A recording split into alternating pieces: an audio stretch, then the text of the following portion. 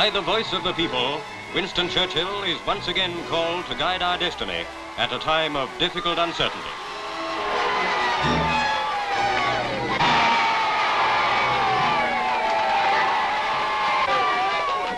The end of a closely fought election gives the Conservatives a small majority. With rival claims making their last appeals, we went to make our choice.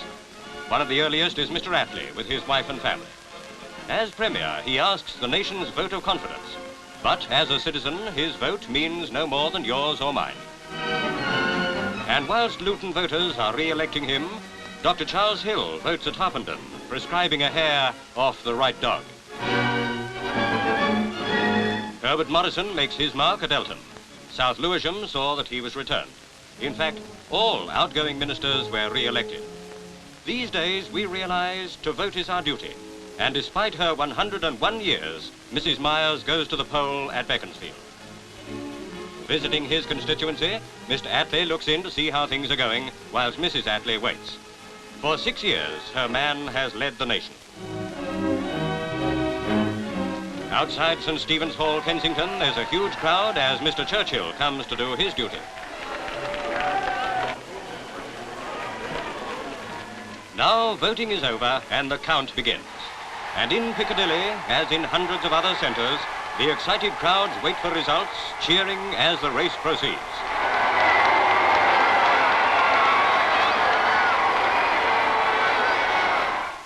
In clubs, hotels and restaurants, good food takes second place to the drama of this night of neck-and-neck voting.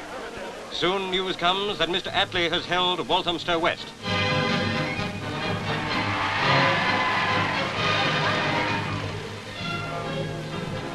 By now, Trafalgar Square is so full that only Nelson has room to stretch an arm.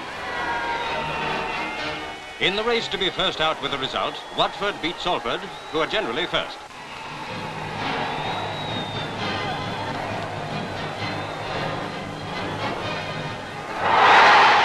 At headquarters, Lord Woolton, brains of the Conservative campaign, marks up the results. A slight swing to the right is beginning. Will it be big enough to put him back as Minister of Food? It's a desperately close race so far, with enough no changes to label this the no-change election. At Transport House, Mrs Attlee can see that her husband is not too pleased as he checks with Morgan Phillips, Labour Party Secretary. On into the night goes the count. And then with the dawn, the papers see a Tory victory in sight.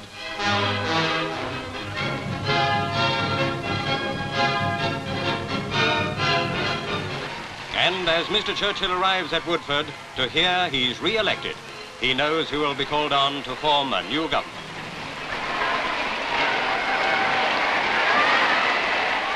With the nation wide split politically, to him we look to knit us together once again as a united people working for Britain. And now perhaps there may be a lull in our party strife which will enable us to understand more of what is good in our opponents and not to be so very clever at finding out all their shortcomings.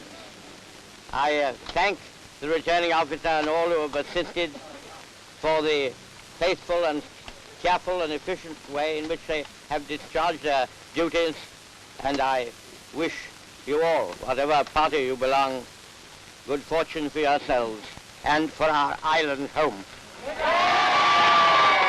I